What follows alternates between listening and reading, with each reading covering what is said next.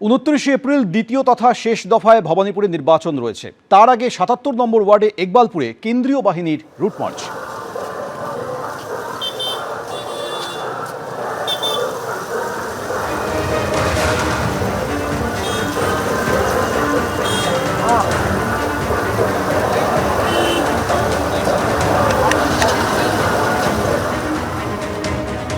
ভবানীপুর বিধানসভা কেন্দ্রের মধ্যে পড়ে ৭৭ নম্বর ওয়ার্ড, যেটি ইকবালপুর এলাকা, এবং সেখানে দেখতে পাচ্ছি একেবারে যে ভোটের দুদিন আগে সেখানে কিন্তু বিশেষ রুট মার্চ চলছে, এবং যেখানে সিআরপি র্যাফ রয়েছে, অন্যদিকে যারা সিআরপিএফ এর আধিকারিক রয়েছেন, স্পেশাল ডিজি রয়েছেন, আইজি রয়েছেন, থেকে একেবারে কিন্তু এখানে রুট মার্চ করছেন তারা, মানুষের মধ্যে যাতে কনফিডেন্স বিল্ড আপ করা যায়।